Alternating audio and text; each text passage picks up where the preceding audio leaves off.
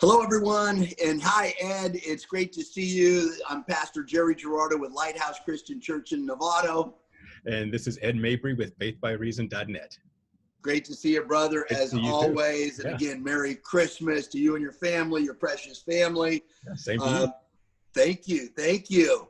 Well, my goodness, moving forward in Revelation, we got a lot of ground to cover, and you're just doing a fantastic job. We got through the letters to the 7 churches, which were so helpful and instructive. Amazing words from the Lord for all of us to delve into. And now we're in Revelation chapter 4 with this latest episode of Revelation Unveiled on Faith by Reason. It's, wow, a dramatic shift in scenery from what's going on in these churches down here on earth and a glimpse into heaven itself. So tell us about this shift in reference to the church and, give us some description of what's going on in chapter 4. Sure. Well, the big picture overview is light. When you see the throne room of God, there's light everywhere. Let me back up and answer the first part of your question, like how about the scene shift. So yes, very dramatic shift in scenery. We go from very terrestrial scene where, starting with chapter 1, John's on the Isle of Patmos. He sees a vision of Christ and this lampstands and the 7 stars and all that. Then we spent quite a few weeks, almost, I think about 15 weeks just on the churches, terrestrial churches in Asia Minor, and then of course the church ages, which we've been experiencing for the past 2,000 years here on earth.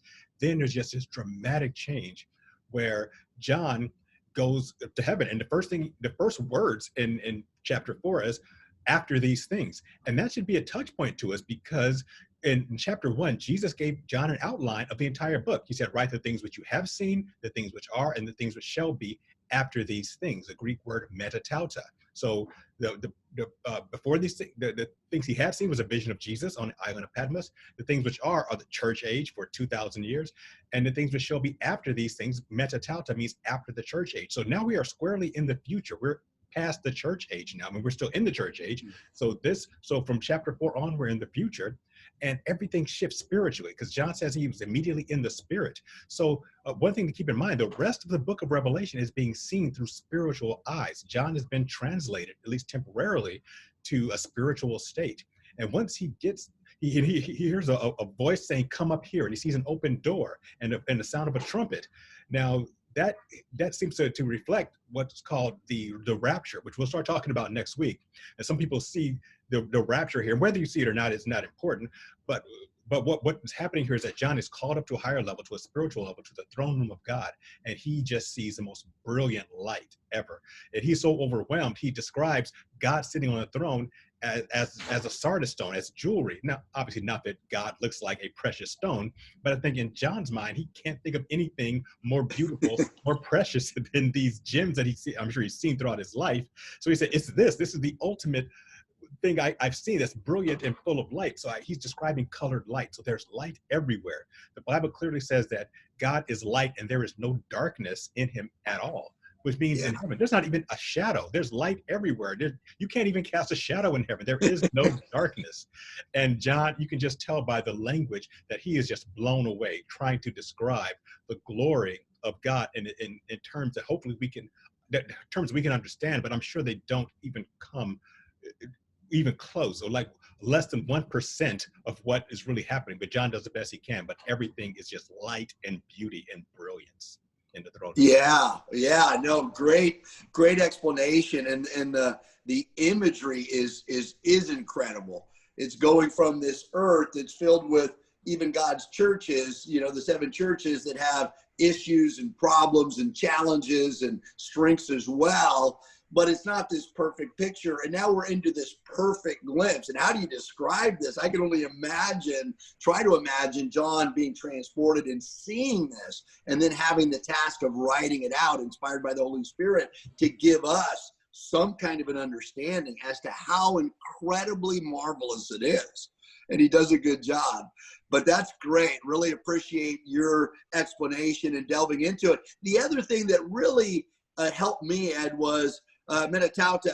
After this, God is not casual with his wording in scripture. Every word is there for a reason. And after this, and that reference in terms of the shift that takes place from the explanation of what's going on with the churches to what's going on in the heavenlies, yes, I mean, there's something that precedes and something that comes after. And what comes after is marvelous. It's incredible. So thank you for delving into the specifics of these verses too. I love the way you do that.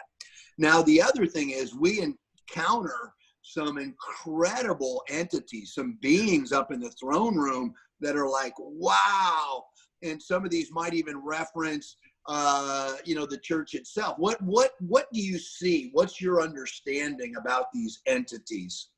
Sure. So, in addition to obviously God on the throne, we're introduced, and I'm sure there's angels all around as well, angelic beings, which we'll see more in chapter 5, just multitudes, innumerable. But there are two groups that John specifically talked about.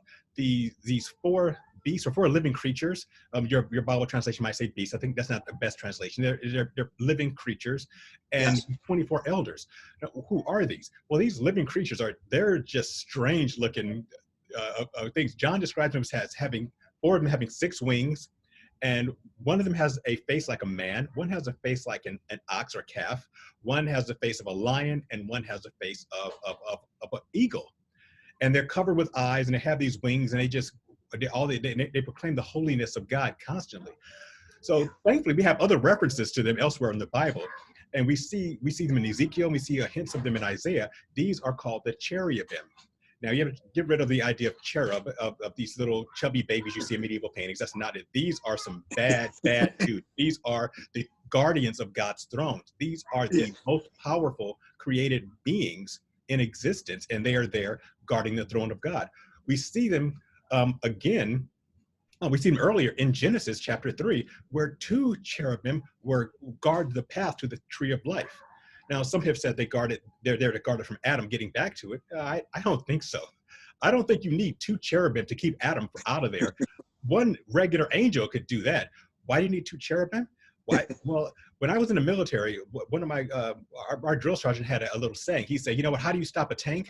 With 2 other tanks." So there are 2 cherubim there. I believe they're there to stop another cherubim from getting access to that tree of life.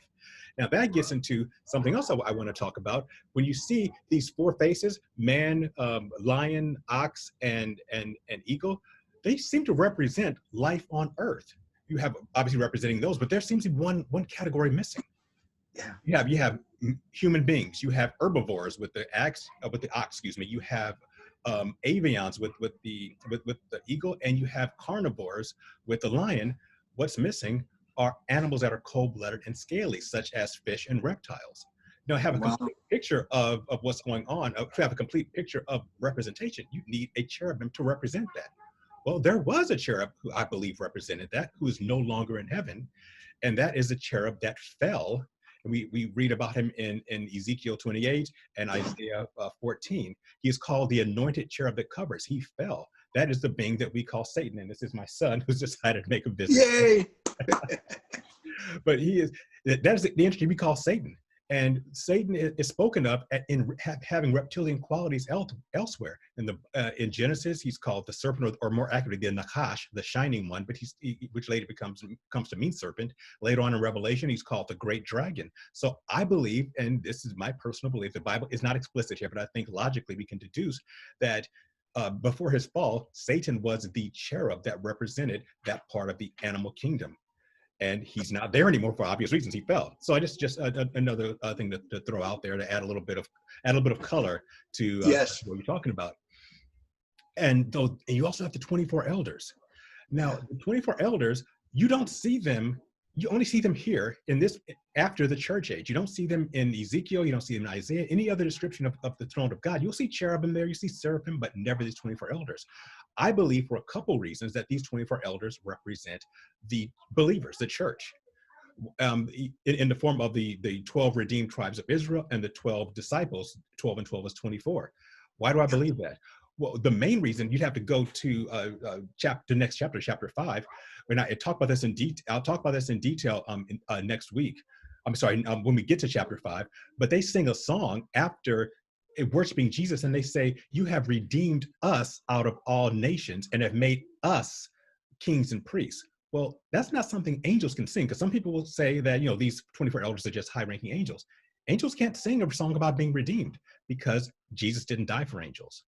Now, Right. so I believe that's one reason why I believe it's the church. Now, to be fair, there are other translations that don't say redeemed us. They say you redeemed a people, and depending on your translation, it might say that. But I think it fits because there's also one other, even more blatant reason to believe the church is in heaven at this time, because the lampstands, which are in Revelation chapter 1, Jesus blatantly says these lampstands represent the 7 churches. And when we get to chapter, and they're on earth. Yes. Walking, but when we get to heaven, those same lampstands are now in heaven. So if the lampstands are the church and the lampstands are in heaven, the church is in heaven. You just go back to a couple chapters. I love it. So there you go. So I believe that the elders represent the church. And even if I'm wrong, the lampstands show that at this point, meta tauta, the church is in heaven. And I think that's just fantastic for us. Yeah. Oh my goodness. Absolutely. No, I see through the explanations, and I've read about some of these interpretations before, and yeah, it's compelling to me. The 24, the 12 tribes and the 12 apostles, disciples became apostles, and it just really seems like it fits. Now, God can do anything, might mean something else that wouldn't change our faith, but it sure is fascinating to look into. And we do have this great understanding that, at the appointed time, we will be with the Lord and forevermore, and we'll be with him in heaven. And it is a spiritual state, but it's incredible to think about his glory and the worship that's going to take place there. And this picture of these very powerful, interesting entities, these living creatures, oh my goodness, as well as men and women who are part of God's kingdom now and forever because of Christ. So yeah, what great explanations, Ed. I love your studies and how you pull things apart. And I appreciate the fact too that as you explain these things, you're saying you've studied it intently. There are other interpretations, maybe other views. Here's where you come down, but you're open to other people's views and through the contrastive thinking, right? See, I'm learning too. We can help with iron that sharpens iron, and we can keep growing in our knowledge of God and also, therefore, in our belief and faith in him. So very cool. Tell us where we go next. We're through chapter 4. That was a quick chapter for you, my friend. Yeah. It was quick. It's one of the rare times that I'll get through an entire chapter in one. I think chapter 4, in chapter 5, I'll probably get through that in one setting either. But then when we get to chapter 6, it's going to take a long time. But to answer your question, we're taking another quick interlude before we get to chapter 5, because I want to talk about, you talked about rapture. I mean, we talked about controversy and contrastive thinking and different views. We're going to talk about the rapture in the next 2. I'm going to spend 2 episodes talking about the so-called rapture. Easily the most controversial topic in all of eschatology. Christians, Christians have very different views on it. And I have my view, and you have your view, and I could be wrong. You could be. But what matters is that we put all the evidence out there, and make your decision. I'll tell you why I believe what I believe, and otherwise. So there's two main controversies about the rapture. Controversy 1 is it even biblical? Is this idea that Jesus is going to come down and snap his fingers and people just disappear, poof, and go to heaven? Is that scriptural? Is that something that Christianese that Christians just kind of made up or misinterpreted? And we're going to just talk about that one next week. And the week after, we'll get into probably the biggest controversy, and that is the timing. When does the rapture actually happen vis-a-vis the period of time we call the tribulation?